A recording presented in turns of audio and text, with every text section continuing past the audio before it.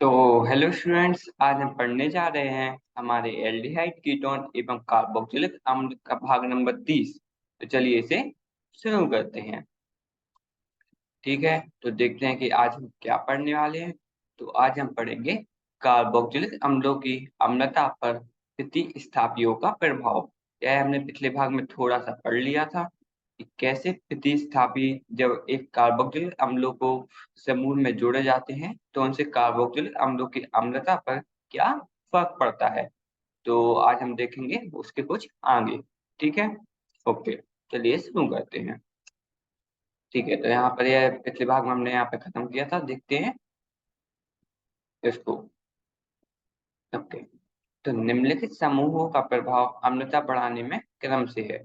जैसे पीएच, जो भी हमारे पीएच होते हैं, उसके बाद आयोडीन, ब्रोमीन, क्लोरीन, फ्रोमीन, साइनाइड, नाइट्रोक्साइड, CF3। ठीक है, ये जितने भी हमारे कार्बन फ्लोराइड वगैरह जो भी होता है, ये देखिए बढ़ते क्रम में लगे हुए हैं। यहाँ पर अगर मैं CH3 इसमें जोड़ दूं तो वह उसके अम्लता पर प्रभाव सबसे ज्यादा डालेगा। ठीक है, जैसे देखिए मैं एक बेंजीन की रिंग डाल देता हूँ। ठीक है, मैंने एक बेंजीन की रिंग बना ली और यहाँ पर मैं अगर CF3 जो लगाता हूँ, ठीक है, मैंने यहाँ पर CF3 लगाया और वही एक और रिंग यहाँ पर मैं बनाता हूँ। ठीक है, एक और रिंग बनाकर मैंने यहाँ पे लगाया, मान लीजिए आयोडीन। ठीक है, एक आयोडीन लगाया और एक यहाँ पर CF3 को लगा दिया है। लेकिन यहाँ पर जैसे कि यहाँ पे दिया गया है, प्रभाव अम्लता बढ़ने के क्रम में है, यह हमें अम्लता बढ़ने के क्रम में दिए गए हैं। तो यहाँ पर CF3 जैसे कि इसमें बाद में है, तो CF3 इसके अम्लता पे ज्यादा प्रभाव डालने वाला है, जबकि आयोडीन या फिर ब्रोमीन जो भी वहां लगा हुआ होगा वह उससे कम प्रभाव इस पे डालेगा। ठीक है, तो यह कुछ इस प्रकार दिए गए हैं, या थोड़ी सी जरूरी भी है। मतलब एक परीक्षा में क्या होता है कि हमें यह लाइन से दिए गए होते हैं और हमें लगाना होता है कि कैसे हम इनको लगा के बताइए कि कौन अम्लता पर ज्यादा प्रभाव डालेगा, कौन कम प्रभाव डालेगा, तो हमें वहां पे लगाना पड़ेगा। ठीक है, तो अपन को याद जरूर कर लीजिएगा। अतः निम्नलिखित अम्लों को उनकी घटती हुई अम्लता के आधार पर व्यवस्थित किया गया है। पीके मान क्रम में आधारित है, किसी घटती हुई अम्लता पर। ठीक है, मतलब कि जो शून्य होगा उसकी अम्लता सबसे ज्यादा होगी, फिर आगे आगे उसकी अम्लता घटती चली जाएगी। देखिए, इसमें पता है क्या है, जो हमारा CF3 था, देखिए यहाँ पे मैं COOH में CF3 जोड़ देता हूँ, मतलब कि ये सबसे ज्यादा प्रभाव डालने वाला है, या फिर आप कह सकते हैं सबसे ज्यादा इसकी अम्लता बढ़ाने वाला है। तो CF3 जब मैं इसमें जोड़ दूंगा तो इसकी अम्लता सबसे ज्यादा यहाँ पे बढ़ जाएगी। ठीक है, इसी तरह हमारा CCl3, CF हमारा जो फ्लोरीन था, फ्लोरीन की जगह मैं क्लोरीन भी लगा दूं, यहाँ तक कि एक क्लोरीन हटा के एक हाइड्रोजन भी लगा दूं। ठीक है, तो यह तीनों सबसे ज्यादा अम्लता के होते हैं। ये सबसे ज्यादा अम्लता एक कार्बोक्सिल अम्ल की बढ़ा देते हैं। ठीक है, ओके। इसके बाद हम देखेंगे, फिर था हमारा NO2। NO2 देखिए, आप NO2 यहाँ पे लगा दीजिए। NO2 आपने लगा दिया तो इसकी अम्लता इसके बाद सबसे ज्यादा तेज इसी की होगी। और यहाँ पे ऑप्शन की जगह हटा के मैं एक और समूह लगा के यहाँ पे COOH इसको इस तरीके से बना लूंगा, तो इसकी अम्लता हमारे NO2 के बाद होगी। या CN है, CN क्या है, CN है देखिए हमारा तीसरे नंबर का समूह जो कि सबसे ज्यादा अम्लता बढ़ाने वाला था। ठीक है, इसी तरह फिर था हमारा फ्लोरीन। फ्लोरीन था हमारा, फ्लोरीन को आप लगा दीजिए तो फ्लोरीन फिर उससे तेज होगा, फिर आप क्लोरीन भी लगा दीजिए तो क्लोरीन आएगा उसके बाद, फिर हम ब्रोमीन भी यहाँ पे लगा देंगे। ठीक है, उसके बाद हम आयोडीन भी यहाँ पर लगा देंगे। देखिए यहाँ पर हाइड्रोजन आयोडीन यहाँ पर लगा हुआ है, और बीच में हम अगर हाइड्रो देखिए जो हमारा फॉर्मिक एसिड है, ठीक है, फॉर्मिक एसिड है वह कुछ इस तरीके से HCOOH फॉर्मिक अम्ल है जो हमारा, वह इसके बाद जो हमारा आयोडीन वगैरह हमने लगाया है उससे पहले वह उससे थोड़ा ज्यादा अम्लिक होता है, मतलब कि उसकी अम्लता थोड़ी सी ज्यादा होती है, तो वह उसके आगे आने वाला है। ठीक है, इसके बाद जो हमारा साधारण C6H5COOH है, ठीक है। बेंजोइक एसिड, बेंजोइक अम्ल, वह उसके बाद उससे थोड़ा सा कम उसकी अम्लता है, तो वह उसके बाद आ जाएगा। इसके बाद हम देखेंगे C6H5CH2COH। जब हम एक बेंजीन की रिंग पर कुछ इस तरीके से मान लीजिए मैं करूं C2H5COOH, क्योंकि इसमें COH समूह लगा हुआ है तो यह इसमें अम्लता हो तो होगी, ठीक है, लेकिन इसकी अम्लता हमारी बेंजोइक एसिड से कम होगी, ठीक है। ओके, इसके बाद है हमारा सिंपल एसिटिक एसिड, जो है हमारा CH3COH। इसकी अम्लता इन सभी से थोड़ी सी कम होती है। और उसके बाद जैसे कि दिया गया है CH3 की जगह मैं CH3CH2COH बना दूंगा, मतलब कि मैं जितने भी कार्बन बनाते जाऊं उसकी अम्लता थोड़ी थोड़ी कम होती जाएगी, ठीक है। ओके,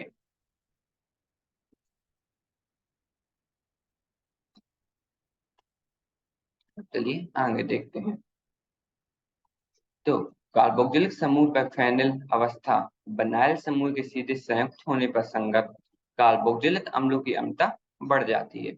इसमें क्या दिया है, जो हमारे कार्बोक्सिलिक समूह होते हैं उसका फेनिल अथवा बनाइल समूह के सीधे संयुक्त होने के संगत कार्बोक्सिलिक अम्लों की अम्लता बढ़ जाती है। तो यहाँ पे अगर मैं बनाइल समूह या फिर किसी भी समूह को जोड़ लूं तो यहाँ पे कार्बोक्सिलिक अम्ल जो हमारे होते हैं COOH, उनकी अम्लता यहाँ पर बढ़ जाएगी, जो नीचे दर्शाए गए अनुनाद प्रभाव के कारण अपेक्षित कमी के विपरीत है, ठीक है। मैं कैसे देखिए, यहाँ पर यह दिया गया है, यहाँ पे COH का समूह, ठीक है, COH का समूह जुड़ा दिया गया है और यहाँ पे CH भी है, लेकिन यहाँ पर CH2 और यहाँ पर CH, यह दोनों जो हमारे समूह है में द्विआवन द्वारा जुड़े हुए हैं। द्विआवन द्वारा जुड़े हुए हैं तो इसका प्रभाव क्या पड़ता है, देखिए यहाँ पर क्या हो सकता है, एक बार क्या होगा, यह इसमें भी बदल सकता है कि एक एक हमारा आबंध यहाँ से हट जाए, एक आबंध यहाँ पर आके जुड़ जाए, तो उससे होगा क्या, देखिए हमारे यहाँ पर कार्बन के कितने कितने समूह बचे, कार्बन हमारा कितने आबंध के साथ जुड़ा हुआ है, कार्बन जुड़ा हुआ है केवल 3 आबंध के साथ, केवल 2 हाइड्रोजन के साथ और एक इस दूसरे कार्बन के साथ, मतलब कि उसका एक आबंध फ्री है, तो उसके ऊपर एक पॉजिटिव चार्ज आ जाएगा, ठीक है, पॉजिटिव चार्ज आ गया। ओके, और जो हमारा ऑक्सीजन के साथ द्विआबंध था वह भी इसके साथ जुड़ जाएगा, ठीक है। तो हमारा इस वाले कार्बन के ऊपर एक दो और तीसरा हाइड्रोजन के साथ, मतलब कि इसके साथ तो हमारे चारों आवन जुड़े हुए हैं। बाकी हमारा जो ऑक्सीजन बचा है उसके साथ केवल एक ही आवन जुड़ा हुआ है कार्बन के साथ, मतलब कि उस पर एक आवन की कमी है, तो उसके ऊपर नेगेटिव चार्ज आ जाएगा। तो ओवरऑल आप देखिए यहाँ पर पॉजिटिव चार्ज है, तो मतलब यहाँ पर नेगेटिव चार्ज है और यहाँ पर पॉजिटिव चार्ज है, मतलब कि टोटल चार्ज तो उस पर 0 है। तो यह कुछ इस तरीके से भी बन सकता है, तो यह वापस से ऐसा बनता जाएगा, वापस से ऐसा बनता जाएगा। इसी वजह से इसकी अम्लों की जो अम्लता है उस पर फर्क पड़ेगा, ठीक है। तो वह कैसे फर्क पड़ता है मैंने बता दिया है, चलिए आगे बढ़ते हैं। ठीक है, तो यहाँ पे देखते हैं। तो ऐसा कार्बोनिल समूह के संगलित sp2, जो हमारा sp2 हाइब्रिडाइजेशन होता है उसके संकरित कार्बन की उच्च विद्युताक्षरात्मकता के कारण होता है, जो हमारी विद्युत ऋणात्मकता के कारण होता है, ठीक है। एरोमेटिक कार्बोक्सिलिक अम्ल, एरोमेटिक मतलब क्या है, एक ऐसी रिंग में मान लीजिए मैं इसे जोड़ दूं, रिंग मान में बना दें, इनको हम एरोमेटिक कार्बोक्सिलिक अम्ल कहते हैं, ठीक है। एरोमेटिक कार्बोक्सिलिक अम्ल की फेनिल बलन पर इलेक्ट्रॉन अपनयन करने वाले समूह की उपस्थिति अम्लता को बढ़ाती है, जबकि इलेक्ट्रॉन दाता समूह की उपस्थिति अम्लता को घटाती है, ठीक है। तो इलेक्ट्रॉन दाता है वह समूह की उपस्थिति अम्लता को क्या करता है, वह घटा देता है, जबकि जो हमारा इलेक्ट्रॉन अपनयन, अपनयन मतलब कि इलेक्ट्रॉन खींचने वाला है या फिर इलेक्ट्रॉन ले लेने वाला, जो इलेक्ट्रॉन ले लेगा तो वह उसकी क्या करेगा, अम्लता को बढ़ा देगा। इसका मैं एक एक उदाहरण आपको दिखाता हूँ, देखिए मान लीजिए उदाहरण के लिए मैं आपको दे दूं NO2 और OCH3, NO2 और CH3, यह क्या करता है, यह करता है हमारा इलेक्ट्रॉन अपनयन, मतलब कि इलेक्ट्रॉन विड्रॉइंग भी आप समझ लीजिए, ठीक है। और यह क्या करता है, इलेक्ट्रॉन हमें देता है, मतलब कि इलेक्ट्रॉन डोनेटिंग। ठीक है, डोनेट मतलब कि आपको देना। ठीक है, तो इलेक्ट्रॉन विथड्रॉइंग, यहाँ पर अगर मैं एक बेंजीन की रिंग लूँ, ठीक है, एक बेंजीन की रिंग लेता हूँ और यहाँ पर मान लीजिए COH इसमें जुड़ा हुआ है। इसी तरह जो हमारी दूसरी बेंजीन की रिंग है उसमें भी यहाँ पर COH जुड़ा हुआ है, और यहाँ पर मैं इसमें NO2 जोड़ देता हूँ, और यहाँ पर मैं OCH3 को जोड़ देता हूँ। ठीक है, OCH3 जोड़ दिया, इसमें NO2 जोड़ दिया। अब NO2 क्या करता है, NO2 इलेक्ट्रॉन विड्रॉ करता है, मतलब कि इलेक्ट्रॉन अपनयन समूह है। इलेक्ट्रॉन अपनयन समूह है तो वह क्या करेगा, उसकी अम्लता को बढ़ा देगा। मान लीजिए इसकी अम्लता कैसे नापते हैं, इसकी अम्लता नापते हैं पीके मान से। इसका पीके मान था 5, तो इसका पीके मान कितना बचेगा, मान लीजिए भाई 4 बचेगा। 4 बचा तो आप सोचेंगे तो घट गया, तो मैंने आपको अभी 1-2 भाग पहले बताया था पीके मान कैसे निकाला जाता है तथा उसका मतलब क्या होता है। तो पीके मान जिस भी अम्ल का सबसे कम होगा, मतलब कि वह अम्ल सबसे ज्यादा ताकतवर है, या फिर उस अम्ल की अम्लता सबसे ज्यादा है। तो यहाँ पर इसका पीके मान घट गया, मतलब कि इस अम्ल की अम्लता सबसे ज्यादा है। ठीक है, और यहाँ पर क्या होगा, यहाँ पर हमारा पहले पीके मान था कितना, 5, अब इसका पीके मान हो जाएगा 6। तो यहाँ पर पीके मान बढ़ गया, मतलब कि इसकी अम्लता कम हो चुकी है। ठीक है। चलिए अब आगे देखते हैं। ठीक है, यहाँ पर कुछ उदाहरण दिए गए हैं, इनको भी देख लेते हैं। तो उदाहरण के रूप में मैंने आपको बताया, एक उदाहरण के लिए मैंने OCH3 यहाँ पे लिया, एक उदाहरण के लिए मैंने NO2 यहाँ पे लिया है। ठीक है, और एक उदाहरण के लिए मैंने यहाँ पे कुछ नहीं को, मतलब कोई भी चीज नहीं यहाँ पे जोड़ी है, इसको केवल साधारण से हमें एक बेंजोइक अम्ल को रखा है। ठीक है। ओके। ओके, तो देखिए इसका नाम पहले कैसे नामकरण कैसे किया है, सबसे पहले वो देख लेते, नामकरण आप भूल गए होंगे तो ठीक है वो देखते हैं। नामकरण करने के लिए हमें पहले इसकी गिनती करनी पड़ती थी। तो गिनती करने के लिए सबसे पहले अब देखिए गिनती कैसे करते हैं।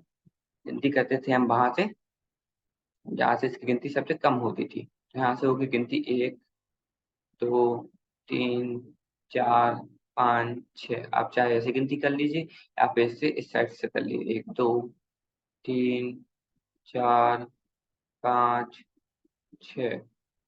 ठीक है। ओके, 2, 2, 3, 3, हाँ 4 यहाँ पर आ जाएगा। अब देखिए चौथे नंबर पे हमें क्या लगा है, चौथे नंबर पे लगा है कि मैथोक्सी का समूह, OCH3 को हम मैथोक्सी कहते हैं। ठीक है, तो मैथोक्सी समूह से इसका नामकरण कैसे हो जाएगा, इसका नाम हो जाएगा 4 मैथोक्सी बेंजोइक अम्ल। इसका नाम आपको ध्यान रखना है क्या है, 4 मैथोक्सी बेंजोइक अम्ल। ठीक है। ओके, और फिर इसका है तो इसका नाम तो आपको पता होगा, सिंपल सिंपल है हमारा बेंजोइक अम्ल, इसका नाम तो हमारा बेंजोइक अम्ल ही है। ओके, अगर हम इसकी बात करें तो इसके में हमें चौथे चौथे नंबर पे क्या लगा है, चौथे नंबर पे लगाया हुआ है नाइट्रो समूह, NO2 को हम नाइट्रो कहते हैं, तो इसका नाम हो जाएगा 4 नाइट्रो बेंजोइक अम्ल। ठीक है। ओके, अब मैंने आपको बताया था NO2 क्या है, NO2 हमारा इलेक्ट्रॉन विथड्रॉइंग ग्रुप है, मतलब कि वह इलेक्ट्रॉन को निकाल देता है। ठीक है, तो वह क्या करेगा, वह इसकी अम्लता को बढ़ा देगा। अम्लता को बढ़ा देगा मतलब कि पीके मान को कम कर देगा। बल्कि जो हमारा OCH3 है, OCH3 क्या करता है, OCH3 हमें इलेक्ट्रॉन को देता है। ठीक है, तो वह क्या करेगा, वह इसकी अम्लता को हमें घटा देगा। घटा देगा मतलब कि पी के मान को बढ़ा देगा। ठीक है, या देखते हैं कि अब इलेक्ट्रॉन देते कैसे हैं, बता लेते कैसे हैं। अब OCH3 का मैं आपको बना के बताऊं, O के पास पेयर बनाने के लिए कुछ इलेक्ट्रॉन इस प्रकार से होती हैं, 6 इलेक्ट्रॉन। ठीक है, अब यहाँ एक साइड से तो CH3 बन जाता है, लेकिन इसका एक इलेक्ट्रॉन यहाँ पे फ्री है, एक इलेक्ट्रॉन इसका फ्री है, तो इसको एक इलेक्ट्रॉन देना है किसी को, इसको देना है, मतलब कि यह इलेक्ट्रॉन डोनेटिंग ग्रुप हो जाएगा। ठीक है, जबकि हमारा जो NO2 है, NO2 में क्या होता है, एक ऑक्सीजन इस तरह से जुड़ गया, एक ऑक्सीजन इस तरह से जुड़ गया, लेकिन इसमें होता क्या है, इसमें क्या होगा, हमारे N के पास केवल 3 ही इलेक्ट्रॉन थे, लेकिन वह उसने समूह कितने, आबंध कितने जोड़ ली, 4। उसने 4 बॉन्ड जोड़ लिए, मतलब कि उसको इलेक्ट्रॉन की जरूरत है, तो वह कहीं से इलेक्ट्रॉन लेने की कोशिश करेगा। तो OCH3 क्या करेगा, OCH3 हमारा इलेक्ट्रॉन देने की कोशिश करेगा, और NO2 है, NO2 हमारा इलेक्ट्रॉन लेने की कोशिश करेगा। ठीक है, तो OCH3 मैंने इसमें जोड़ा, तो मतलब कि इसके पी के मान को बढ़ जाना चाहिए, या फिर इसकी अम्लता को कम हो जाना चाहिए। तो वह देखिए यहाँ पे पी के मान इसका कितना है, इसका था हमारा 4.19, या फिर 4.19। वह इसका पी के मान बढ़ के हो गया 4.46। इसी तरह यहाँ पे इसका पी के मान घट चुका है, जो हो गया 3.41। ठीक है, या फिर इसकी अम्लता बढ़ चुकी है। तो वह कैसे बढ़ते हैं तथा इसके समूह को हम कैसे निकालते हैं कि वह इलेक्ट्रॉन जोड़ रहा है या फिर इलेक्ट्रॉन दे रहा है या फिर इलेक्ट्रॉन निकाल रहा है। ठीक है, वह तो हमने देख लिया है। ठीक है, तो बस आपको चीज ध्यान क्या रखना है, ध्यान आपको रखना है बस यहाँ पर इलेक्ट्रॉन अपनयन करने वाले समूह को तथा इलेक्ट्रॉन दाता करने वाले समूह को। अब देखिए आपके परीक्षा में क्या होगा, आपको समूह पे जोड़ दिए जाएंगे और आपको बताना पड़ेगा कि इसकी अम्लता इससे कम होगी ज्यादा होगी। तो आपको वहां पर पहचानना होगा कि इलेक्ट्रॉन अपनयन समूह कौन सा है तथा इलेक्ट्रॉन दाता समूह कौन सा है। तो बस उसके लिए आप क्या करोगे, उसके इलेक्ट्रॉन का आप एक ऐसे डायग्राम बना के देख लीजिएगा। अगर इलेक्ट्रॉन को वहां पे जरूरत है तो वह इलेक्ट्रॉन अपनयन समूह है। अगर इलेक्ट्रॉन को अगर वह किसी को देना चाहता है या फिर उसके पास ज्यादा इलेक्ट्रॉन हो गए हैं तो वह इलेक्ट्रॉन दाता समूह है। ठीक है, ओके। तो बस यह उदाहरण हमने कंप्लीट कर लिया है। तो देखते हैं कि आज हमने क्या पढ़ा। तो आज हम पढ़ चुके हैं कार्बोक्सिल अम्लों की अम्लता पर प्रतिस्थापियों का प्रभाव। प्रतिस्थापी क्या है, प्रतिस्थापी है हमारे जैसे OCH3 या फिर NO2 जो हमने जोड़े हैं, उसी को हम प्रतिस्थापियों कहते हैं। ठीक है, ओके। तो हमने कुछ प्रतिस्थापियों के प्रभाव को देख लिया है। ठीक है, और उनसे कैसे निकालना है वो भी हमने देख चुके हैं। ठीक है, तो आगे क्या पढ़ेंगे, तो आगे जो आपके 8.9.2 में दिया गया है COH। COH मतलब क्या है, यह है हमारे एल्कोहल समूह। ठीक है, OH को हम एल्कोहल समूह कहते हैं। आवन विचलन संबंधी अभिक्रियाएं, तो COH समूह के आवन विचलन की जो अभिक्रियाएं थी वह हम देखने वाले हैं। ठीक है, तो हम आगे इसी को पढ़ेंगे। ठीक है, तो बस आज का लेक्चर यहीं पे खत्म करते हैं। धन्यवाद।